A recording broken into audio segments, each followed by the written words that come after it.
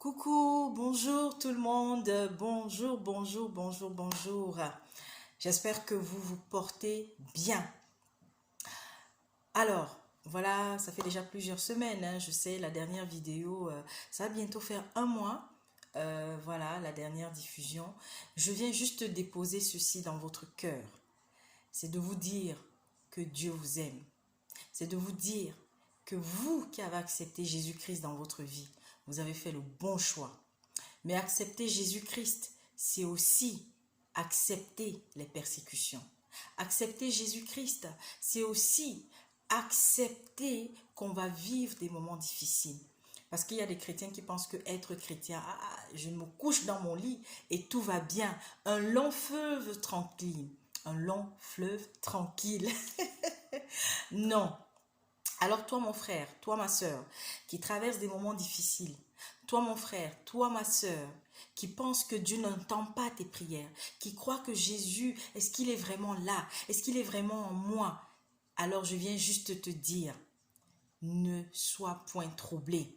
Ce que tu vis, le Christ l'a vécu avant toi et en pire. Je viens aussi dire à toi qui n'es pas chrétien, à toi qui pense que Dieu n'existe pas, ou alors à toi qui, parce que tu as vu des chrétiens se comporter d'une façon ignoble, d'une façon, comment je vais dire, impossible, alors tu as décidé rester comme t'es. Je viens te dire non, non mon frère, non ma soeur, parce que tu es mon semblable. Je viens te dire, apprends à le connaître, viens à lui. Ne regarde pas ce que le faux pasteur a fait. Ne regarde pas ce que celui-là qui s'appelle prêtre a eu à faire en allant sortir avec la femme d'autrui, en s'acoquinant avec le politique. Ne regarde pas ça. Ne regarde pas ce que celui-là qui était censé vous conduire sur le chemin de la vérité aussi a posé comme acte qui ne correspond pas à ce qu'un enfant de Dieu doit poser. Ne regarde pas ce que ton voisin qui est à l'église tous les jours, mais c'est lui qui bat sa femme, c'est lui qui abuse de ses enfants, c'est lui qui picole tout le temps, c'est lui qui fume, c'est lui qui se drogue. Ne regarde pas ça, mais recherche plutôt ton salut. Je viens de déposer cette vidéo de quelques minutes juste pour dire, ne vous inquiétez pas, dans quelques jours, je vais, n'est-ce pas, déposer un des messages que papa a eu à me donner durant tous ces temps-ci.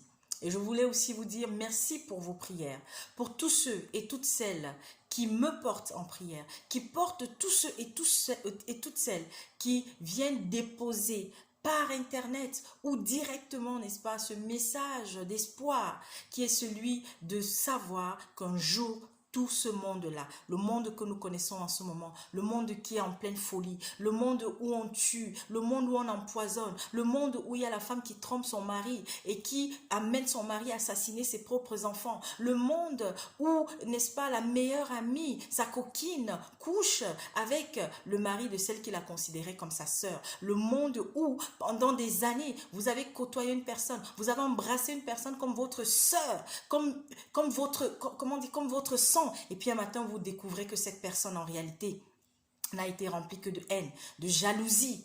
Alors oui, ce monde-là, un jour, il va passer.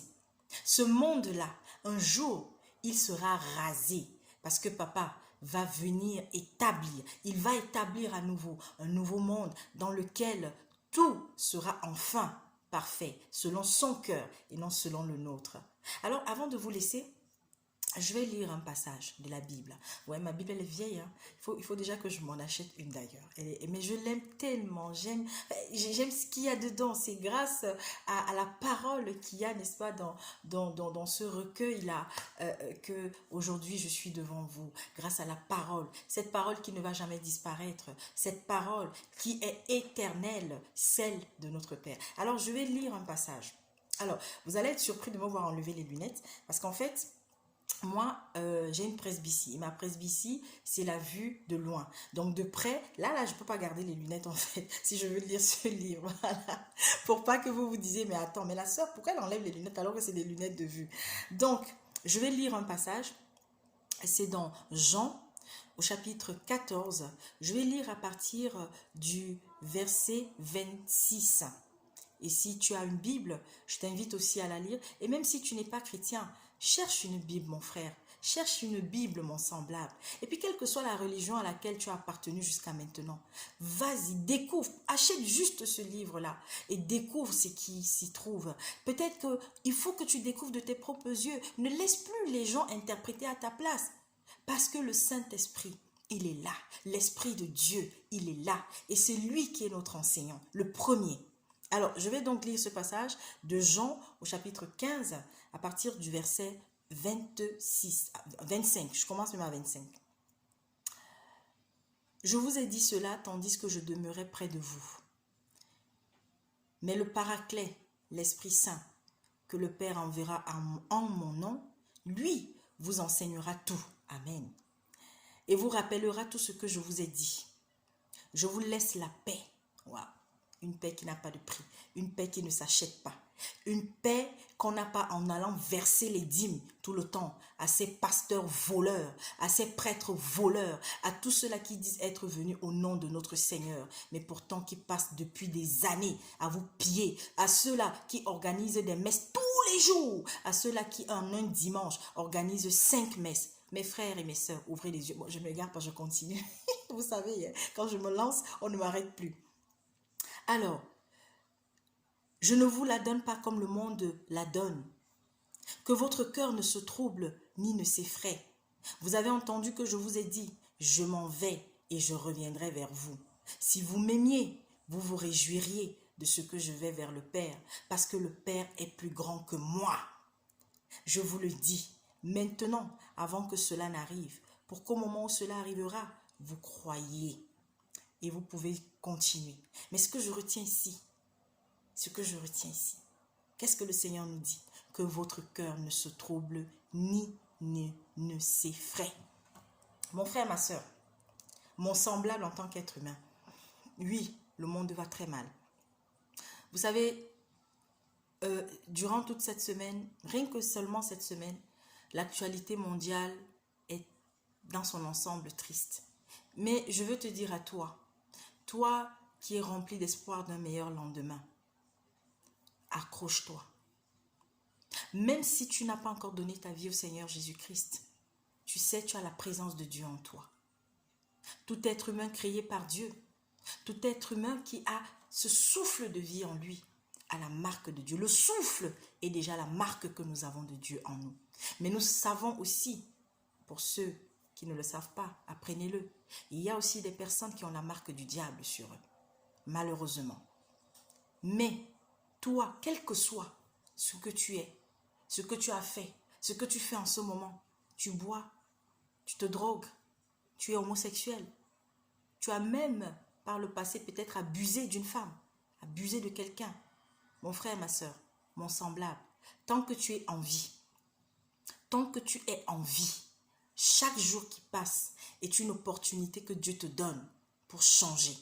Est une opportunité que Dieu te donne pour te repentir. Alors saisis-la.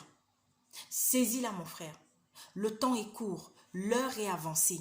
Je vous assure, mes frères et sœurs, l'heure est avancée. Réveillons-nous. Je ne cesserai jamais de le dire dans les vidéos. Toi qui es chrétien, si tu as un différend avec ton frère, humilie-toi. Humilie-toi. Si tu reconnais que tu as fauté, que tu as heurté ton frère, demande pardon. Même si tu avais raison de t'énerver, demande pardon. Humilie-toi. Et toi, à qui le frère va demander pardon, pardonne-lui sincèrement. Mais interroge-toi aussi. Mais pourquoi est-ce que ce frère, cette sœur, elle a agi ainsi? Oui, parce qu'à chaque mauvaise expérience ou alors à chaque querelle entre des frères, sachez que Dieu le permet parce qu'il y a quelque chose qu'il voudrait qu'on change en nous. Personne d'entre nous n'est parfait. Personne. Et ça, quand les uns et les autres l'auront compris, je vous assure, le monde autour de vous, même s'il est en train de s'écrouler, vous serez en paix. Cette paix, dans le passage que je venais de lire, que le Seigneur nous dit qu'il nous laisse. Cette paix-là, qui est la chose la plus précieuse, qu'aujourd'hui, dans ce monde de fous, dans ce monde qui va dans tous les sens, est la chose la plus précieuse que nous avons. Et mon frère, ma soeur, toi qui es différent, toi, parce que peut-être il y a un caractère chez toi que les autres n'aiment pas. Si lorsque tu te mets devant le Seigneur, lorsque l'Esprit Saint vient te convaincre que ce côté que tu as, papa t'aime avec cela, mais peut-être qu'il y a quelque chose à changer, alors présente-toi à lui et laisse-le te guider. Mais ce que papa apprécie en toi et que les autres n'aiment pas, ne le change jamais. Jamais. D'accord? Alors, mes frères et sœurs, je viens de déposer ceci. Dans quelques jours, je reviendrai avec un nouveau message. Je voudrais tout simplement avoir une pensée. Une pensée pour tous ceux qui pleurent en ce moment. Une pensée pour tous ceux qui sont sinistrés. Une pensée pour les Africains du monde entier. À qui je laisse ceci. Je vois beaucoup de choses. En ce moment en France, il y a des tensions entre les communautés. Il y a des tensions à travers le monde. Mais il y a une communauté, un peuple qui, j'ai l'impression depuis que Dieu l'a créé, il ne connaît que la souffrance. Il ne connaîtra que l'esclavage. Et attention, dans ce peuple, il y a des gens qui ne sont pas innocents. Il y a des gens qui font des choses pas bien. Mais ce peuple-là, frères et sœurs, toi qui es descendant, toi qui as le sang africain, il est temps que tu saches ceci. Tant que ce monde est tel qu'il est, jamais tu ne seras en paix. Tant que ce monde est ce qu'il est, jamais tu ne seras respecté par tous. Alors tu devras toujours te battre 3, 4, 5, 6 fois plus que les autres, jusqu'au jour où tout sera rétabli. Alors pose-toi la question pourquoi? Dans ce livre, la réponse s'y trouve. Et ceux qui avaient compris ce que Dieu avait dit par rapport à ce peuple, ce sont eux qui se sont levés un matin et qui ont compris qu'il fallait établir des lois pour empêcher que ce peuple-là puisse dominer le monde. Mais on n'a pas besoin de dominer le monde. Un peuple, logiquement, Dieu n'a pas créé les hommes pour qu'ils se matent entre eux, mais pour qu'ils cheminent ensemble, avec leurs différences, avec leur vision du monde, mais tout en se respectant. Mais malheureusement, ce n'est pas ça. Et puis, il ne faudrait pas oublier, chers frères africains, vous aujourd'hui, qui vous réclamez panafricaniste, qu'il y a une chose très importante, et c'est ce que je dis souvent, et ça c'est le petit côté malhonnête de ceux-là qui aujourd'hui font revivre ce courant avec force, c'est qu'ils oublient toujours de dire que l'Africain aussi à un moment donné a dominé le monde. Vous vous réclamez des Égyptiens ou des descendances égyptiennes, mais les Égyptiens ont dominé le monde. Et qui étaient les Égyptiens? C'était des Africains. Ah oui, mes frères. Alors oui, ce que nous subissons aussi aujourd'hui, ce sont les conséquences des malédictions que nous avons héritées de nos ancêtres pour le mal qu'ils ont fait aussi à un moment donné. L'Afrique a dominé le monde, ne l'oublions jamais. Mais ça ne veut pas dire que, voilà, on va indéfiniment être ainsi. Mais moi, tout ce que je dis toujours à tous ceux qui sont autour de moi, envoie tes enfants à l'école. Dis à ton enfant de donner tout ce qu'il peut donner pour être le meilleur, pour pouvoir connaître, lire, pour pouvoir avoir des connaissances. Éduque ton enfant comme il faut. Apprends-lui à respecter les lois du pays dans lequel il se trouve et qu'il se batte. Parce que, je suis désolée de vous le dire, on est appelé à toujours faire plus que les autres. On est appelé à toujours se battre. Et on va se battre. Mais se battre avec les armes que Dieu nous a données. D'accord? Se battre avec les armes que Dieu nous a données. Voilà. Celui qui a compris, qu'il comprenne. On n'a pas besoin de violence. La violence n'appellera toujours que la violence. Et le maître de la violence, il est content. Il n'aime que ça. Il y a des personnes qui, à un moment donné, ont voulu dominer le monde. Et malheureusement, ont choisi la mauvaise voie. Je le dis. Oui, la mauvaise voie. Parce que depuis des années et des années et des années, ils ne font que tuer leurs propres frères. Alors ils disent que c'est au nom de Dieu qu'ils doivent tuer les autres qui ne sont pas saints. Mais non, mes frères, depuis là que vous faites ça, ça a changé quoi? Ça a changé quoi? Au contraire, nos pays sont toujours derrière, vos pays sont toujours derrière, les autres vont continuer de nous dominer. Est-ce que les gens ne veulent pas comprendre? Ceux qui refusent d'ouvrir les yeux, les mêmes qui viennent vous manipuler, les mêmes qui viennent par derrière vous dire que non, nous allons vous soutenir parce que vous êtes dans un pays où il n'y a pas la démocratie, où vous n'avez pas le droit de parler. Ce sont les mêmes qui vont aussi trouver les autres. Et puis, vous finissez par vous opposer, vous, entre frères, et vous finissez par vous manger cru. Entre-temps, lui, il est derrière et il prend ce qu'il a à prendre dans votre pays. Moi, la politique, je ne la fais pas. Peut-être, oui, j'ai parlé un peu comme j'ai parlé là, mais c'est juste pour nous dire. Moi, je vous assure, il y a des choses pour lesquelles, oui, ça fait mal. Mais parce que j'ai choisi de placer Dieu au-dessus de ma vie. Parce que j'ai choisi faire de Dieu mon président de la République. Faire de Dieu mon colonel, mon commandant, mon commissaire. Faire de Dieu mon avocat, mon défenseur, mon tout. Je vous assure, mes frères. Le reste, je porte en prière. Le reste, je prie. Oui, il y en a sur cette terre qui sont là pour défendre les autres avec les armes qu'ils ont. Jusqu'au jour où, étant fatigués, ils finissent par comprendre qu'en réalité, le combat que j'ai mené, il a peut-être manqué une chose. Parce que je m'adresse à vous qui vous appelez activistes, je m'adresse à vous qui êtes des opposants, je ne sais pas, je m'adresse à vous qui pensez que c'est en entrant dans un parti politique que votre vie va changer. Je vous assure, tant que Dieu ne sera jamais au-devant de tout cela, ce ne sera que de l'illusion. Et ce sera une minorité qui seront toujours là, à pouvoir se nourrir de votre sang, à se nourrir de votre chair.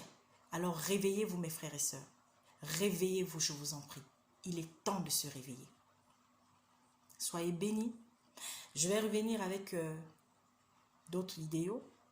Et avec le temps, nous aurons aussi, n'est-ce pas, des sœurs, des frères qui vont nous rejoindre et pour pouvoir partager la parole. Soyez bénis. Amen. Chouo!